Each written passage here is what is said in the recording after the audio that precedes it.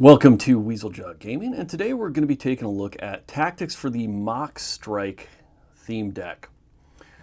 Mach Strike theme deck is from Sun and Moon, Ultra Prism, features Garchomp. It's actually kind of an interesting deck, pretty fun deck to play. It is Sun and Moon, so it's got 20 energy. It is a fighting deck, and that is all it has for energy is fighting energy. So nothing to worry about there. Now we're going to look at our starters. So these are the Pokemon that you want to have in your hand at the start of the game to really kind of give yourself something to start off with and get moving. First up is Solrock. Fighting type, 90 health. The attack double draws what you're looking for here. 1 energy allows you to draw 2 cards. No damage from that, but drawing 2 cards is pretty useful. His other attack, Solar Heat, is not going to come into play very often. I mean, once in a while you see some of those starter Pokemons trade some blows here or there once you have the cards that you want. Solar Heat does 20 damage, would do 40 if you had a Stadium in play, but you don't have a Stadium in this deck. And Stadiums are pretty rare in the theme deck world all around, so you're not going to see Solar Heat doing much for you. But the double draw is there. Very useful early in the game. Can be useful mid-game if you have a Solrock down, you can throw an energy on him, and other things are knocked out, and you just want to get a couple of quick draws while you delay the game a bit. Your other starter is kind of an oddball because it is the featured Pokemon. And if you look at Gibbel here, Dragon type, 50 health, only has 1 attack, it does no damage. It's called Ascension. Ascension allows you to search your deck for a card that evolves from this card and play it onto this Pokemon to evolve it. Now, you don't want to do this later on. If you do this mid-game, you're bound to get your powerful Pokemon knocked out before you can get them into play. But early on, it's pretty useful because it's hard for people to stop this. There are some options where they can sleep your Pokemon, paralyze your Pokemon, things like that, and they could knock Gibbel out. But if you can get them out first turn, chances are you're going to be safe. And because of this Gibbel line, it's the main reason that you would really want to play this deck as a second player. If you can, you want this deck to be second player, just because of Gibbel. If you can get Gibbel going right away, it's very powerful. Gibbel's evolution is Gabite. 80 health, Dragon type. Has a 2 energy slash for 40 damage, which is meh, whatever. But also has the Ascension. So on turn 2, Gabite can use Ascension, and you can evolve him up to Garchomp. So that on turn 3, Garchomp, a stage 2 Pokemon, is down with full energy, ready to go. That is impressive.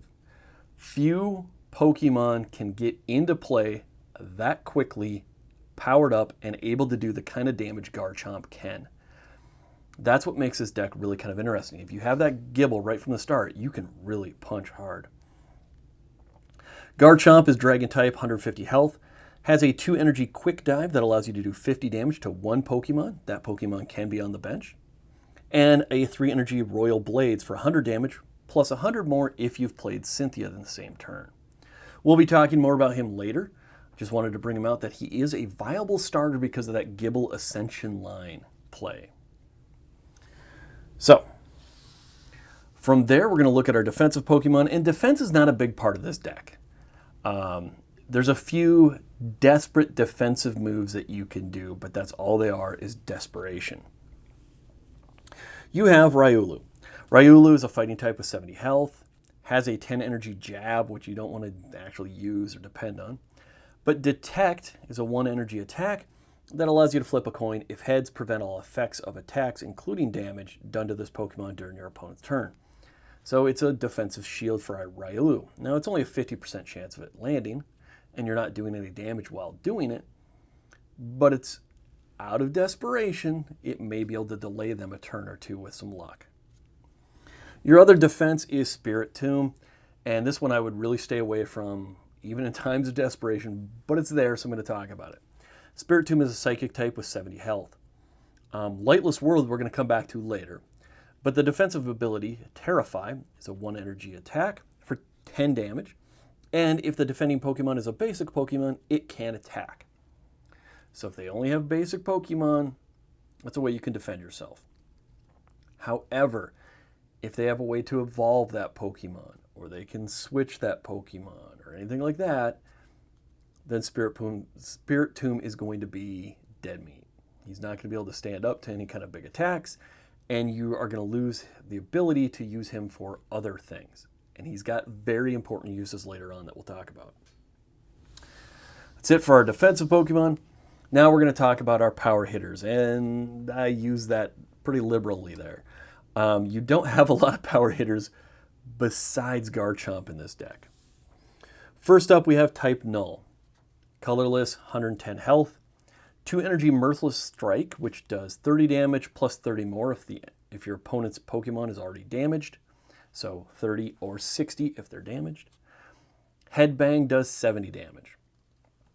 Headbang takes 3 energy and kind of negates Merciless Strike's use. Merciless Strike would be a lot better if it was like 30 damage plus 60 more if they were already hurt. Then suddenly you have a 90 damage attack from Merciless Strike, but you don't. Merciless is 30 or 60. Headbang is 70. Not great, not amazing. It's there if you need it. Sometimes you have to use some of these other weaker damage dealers because this deck doesn't have a lot of damage dealers to begin with. Next up is the Yungoos Gumshoes line. Yungoos is 70 health, colorless, has a scout attack that allows you to look at your opponent's hand, which really has no other use in this game. In this deck, I should say. A 2 energy takedown does 30 damage, but you take 10 damage. Yungoos isn't a big player here. Gumshoes has some potential. 110 health, colorless type. Has a 3 energy whap down for 70 damage, which is the same as type Null's Headbang. But also has a 2 energy Identify. Identify almost makes the cut for being a good starter. So keep that in mind. If you have Yungoos and Gumshoes in your hand, you could play this as a starter and try something here. Identify 2 energy, 20 damage, plus if your opponent reveals their hand, if you find a Pokemon there, the attack does 80 more damage. That's 100 damage. Now, from a starter standpoint, you could have Gumshoes in there second round, doing Identify, potential 100 damage if they have Pokemon in their hand. The two times you're gonna depend on them to have Pokemon in their hand early in the game, when they haven't had a chance to evolve everything, or later in the game when they have a large hand, if they have a large hand. So Identify is good in those types of situations. Never hurts to have a Gumshoes on the bench, ready to pull in to do some damage here and there, if those conditions are met. If you know they have Pokemon based on what they've been drawing, or they have a big hand. Next up for damage, we have Hippopotus and Hippowdon. You only have one Hippowdon, so keep that in mind. You're a little light on attackers here. Hippopotus is a fighting type with 90 health, has a 3 energy 11th hour tackle, which is kind of an interesting attack. It only does 50 damage, but if there are 3 or fewer cards in your deck, it does an additional 130. That's a 180 damage attack, which is powerful enough to knock out almost anything in theme deck play. There's only a couple Pokemon that are going to eke above that limit. But this can only be used when you have 3 or less cards in your deck. That doesn't happen very often. This isn't a deck that draws through a lot. This isn't a deck that typically is in threat of decking itself out. Because of that, Hippopotus' attack will not be used very often. You're not going to have the opportunity to use it. If it comes up, absolutely make use of that. But don't depend on seeing that in play.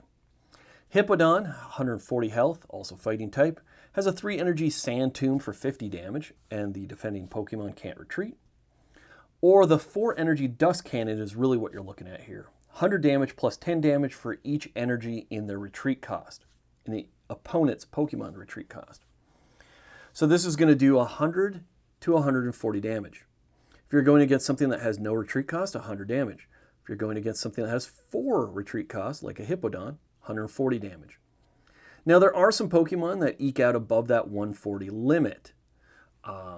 Sword and Shield has a lot of stuff in the 160 to 180 range.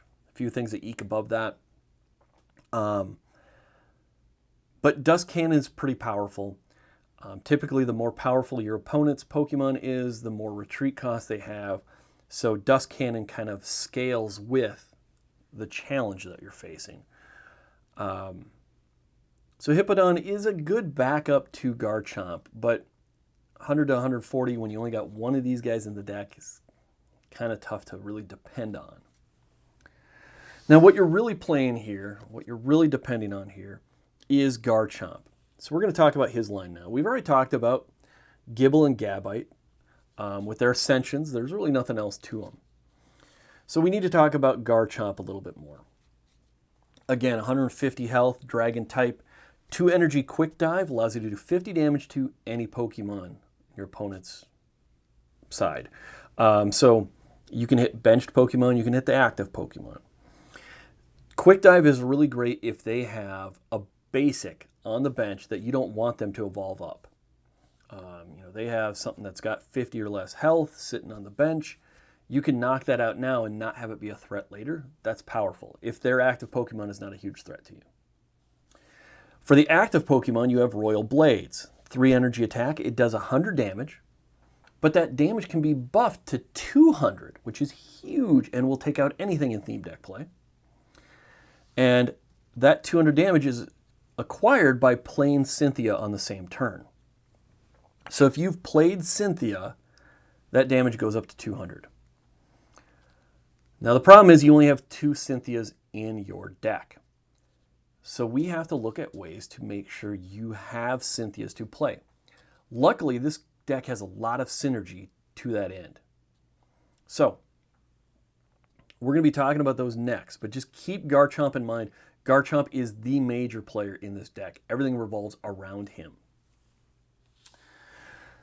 Next up, we're talking about our utility Pokemon that are going to work with Garchomp. And the first one we have is Spiritomb, 70 health, psychic type. Has that Terrify kind of defensive attack there. But Lightless World is our big player here. Lightless World is 1 energy attack that allows you to put 2 supporter cards from your discard pile into your hand. 2 supporters from discard into your hand. Cynthia is a supporter. So you can play 2 Cynthias to power up Garchomp. Those Cynthias are in your discard pile. Spiritomb can come in and recover those from discard into your hand. You're probably going to lose Spiritomb, because he's weak. He's only got 70 health. But that's a worthy sacrifice to get 2 more huge potential hits out of Garchomp. Garchomp, again, has 0 retreat cost. So you can use Garchomp with Cynthia, get a big hit. Use him the next turn with another Cynthia, get a big hit. Then on your next turn, you can retreat Garchomp, put Spiritomb in, recover those 2 Cynthias. You lose Spiritomb, but Garchomp can come right back out and start doing big hits again. So Spiritomb's entire role in this deck is Lightless World to recover Cynthias. Now your other supporter, your other utility card, besides Spiritomb, is the Raiolu line. Now Raiolu is not very effective, but Lucario is nice. Now you only have 1 Lucario in the deck. So you got to be careful with that. You want to use him for one purpose only. You want to get him on your bench as soon as you can with Garchomp. Lucario is a fighting type, 110 health, has a 2 energy missile jab attack for 70 damage, but you're not using him for that. You do not want to be putting him out there to do that kind of damage. The reason you have Lucario here is his ability, Precognitive Aura. Once during your turn, before your attack, if you have Garchomp in play, you may search your deck for a card and put that into your hand, then shuffle your deck. So if you have a Garchomp, either on the bench or in the active spot, and Lucario is on your bench, Precognitive Aura lets you search your deck for any single card. Your keys here are using it to find Cynthias. You need that Cynthia to make Garchomp do big damage. Your next most useful use of Precognitive Aura is building up a second Garchomp. So if your first one goes down, you have a second one to come into play. Your next most useful use is getting Spiritomb out. If you already have Cynthias ready to go, you're going to need Spiritomb to recover those Cynthias. So making sure you have Spiritomb down to recover Cynthias. After that, you might be looking at a rescue stretcher to recover a Spirit Tomb or to recover a Garchomp. You might be looking at a Pal Pad to recover supporters from the discard pile, like Spirit Tomb would. There's a lot of different options that you might be looking for Lucario. Garchomp, Spirit Tomb, Cynthia's, ways to recover Cynthia. After that, it's powering up Pokemon, pulling the Pokemon you want, getting them evolved, that kind of stuff. Lucario is a pretty critical element of this deck. Make good use of him. So there's our Pokemon. Other than Garchomp and maybe the one Hippodon, you don't have a lot of power hitters. So you're looking at 2 big Garchomps, 1 fairly big Hippodon. After that, you're dropping down to guys that are doing 70, maybe 100 damage.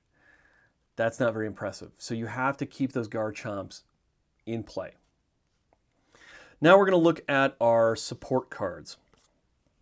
We always start with our draws, so we'll take a look here. We got 2 Hows, which allow you to draw 3 cards.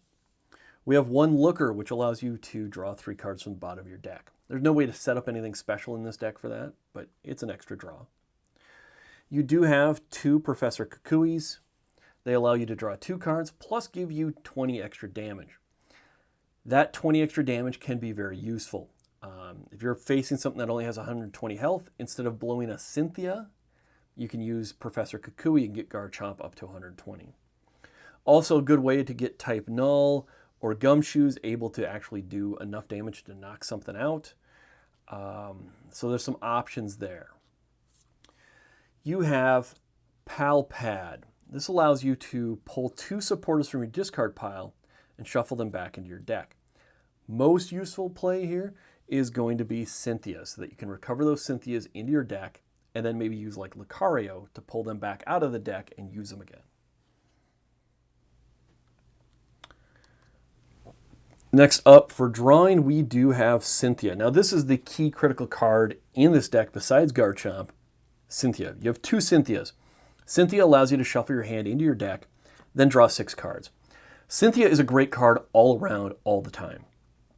Cynthia is in most of the Sun and Moon decks, maybe all of them, I'm not sure. Cynthia is a great card in almost any deck. It allows you to discard a hand that maybe you can't really utilize right now, but you don't discard them. They go back into the deck. You get to shuffle them all and draw 6 new cards. So that's a big hand of cards again. In this deck, I mean, you can do that if you're desperate and you need to cycle your deck. Cynthia's great. But the main use for Cynthia is powering up Garchomp so Garchomp can do those huge, huge hits. Now, luckily, you have several ways to recover those Cynthias since you only have 2 Cynthias. Using those Spirit Tombs, the Pal Pad, Lucarios. This deck just totally focuses around Garchomp, Cynthia. That's all you're trying to do. So everything in here is based on that. Next up, for pulling Pokemon. Oh, I guess I should talk before we get to that. Your other options for pulling cards, of course, are Solrock, who can draw, Lucario for pulling cards from your deck, and Spirit Tomb for recovering supporters from your discard. Next up, we're talking about pulling Pokemon. For that, we have 2 Nest Balls. Allow you to pull a basic Pokemon. You're going to be using those to find your Raiolu if you have Lucario, or your Spirit Bombs, or maybe the Gibbel to start building a new Garchomp. Timer Ball is used for evolutions. If you have Raiolu, you're going to use that for Lucario. Or you're going to be using that to finish off Garchomp lines early on so that you can start doing that damage. Maybe for Hippodon. Those are your big 2 there. You have 2 of each. Very useful, very critical. You do have Rescue Stretcher also. Rescue Stretcher allows you to put 1 Pokemon from your discard pile into your hand, or shuffle 3 from your discard pile into your deck. If you have Garchomp and Lucario, shuffling 3 really good Pokemon into your deck isn't bad. Lucario can then recover those out for you. If you don't have Lucario on the deck, or just another good use, is if you have Garchomp in play and you have another Gibbel or Gabite, losing a Garchomp sucks, but if you can rescue stretcher that Garchomp right back into action, then you can keep hitting nice and hard. So that's a very good use of rescue stretcher also. For healing, we only have the big Malasada. Heal 20 damage and remove any special conditions. Not a lot of use for this, especially with only one. Probably best save for keeping Garchomp alive. For control, we don't have a whole heck of a lot. We have an escape board which lowers the retreat cost by 1 energy. Garchomp already has a free retreat. Hippodon retreats with a 4 energy, so reducing that to 3 isn't a huge deal. Your biggest play for this to plan around is maybe Spirit Tomb. Spirit Tomb has a 1 energy retreat cost, and you're going to be using Spirit Tomb to recover supporters. So it's possible that you attack and knock something out with Garchomp, retreat Garchomp for free, put Spirit Tomb into play. He does his Lightless World. You recover your Cynthias. Then you want to retreat Spirit Tomb to put Garchomp back in. Well, Escape Board would make that a free retreat. However, Spirit Tomb's likely going to get knocked out a lot of the time. So how much use you'll really have for Escape Board, I don't know. I can't tell you. Escape Rope acts as a switch for you, but acts as a switch for them also. So you force them to switch their active Pokemon with one that are benched. Well, you get to do the same. Again, not a huge amount of tactical use on your side for this, other than maybe a free switch with Spirit Tomb. But it's more used to maybe manipulate the enemy into putting out something that you want to knock out with one of your benched Pokemon. So those are the options. There are no energy cards in this deck. No energy retrieval from discard, no pulling energy from the deck, no moving energy around, anything like that. But this isn't an energy-dependent deck. Garchomp only uses 3 energy. You only have 2 of them. Hippodon does use 4, but you only have 1 Hippodon. Your Lucario isn't going to use any energy. Spirit Tomb only uses 1. Even Gumshoes and Type Null only use 3 energy at most, and you're really not going to be using them a whole heck of a lot anyways. So you don't have a giant need for energy. You also don't have anyone that discards any energy with attacks. So you're not going to be losing energy anywhere. The one weak spot of this is if you don't have the energy in your hand that you need, you don't have any way to recover it or draw it from anywhere else. So that is kind of a downside. However, you're going to be using a lot of Cynthias to cycle your hand. So chances are you're not going to have a problem with energy at any point. So with that, that's all of the cards in the deck. It's time to look at our stats. And this is really kind of an interesting deck. It's a fun deck to play. It's an active deck to play. You don't just put a Pokemon out there, get him energized, stick him in the active spot, and expect him to fight his way through it. You're doing a lot of card manipulation. You're playing Cynthia to power up Garchomp, then swapping in Spirit Tomb to recover Cynthia, and you're active. Every round has got a lot of moves to it. So it makes it an interesting deck. It can get shut down pretty easy, though, because you don't have a lot of damage dealers. Our power is sitting at a 3. Garchomp can hit really, really hard, but you only have 2 Garchomps. After that, Hippodon can hit fairly hard, and then your damage just drops off completely. Most decks have 4 or more big, heavy damage dealers. This deck has 3, and they're not particularly defensive Pokemon. So they're not going to stand a lot of damage or a lot of hits. Speed is a 4. Main reason for that is that Gibbel to Gabite to Garchomp Ascension line. You can really get moving fast. Lucario allows you to get things going pretty quickly. You have some good draws. The ability to get your power players on the board evolved and energized is pretty good in this deck. You can really start hitting hard fast. and that's key and critical to this deck. Agility is how well you can adapt to new situations.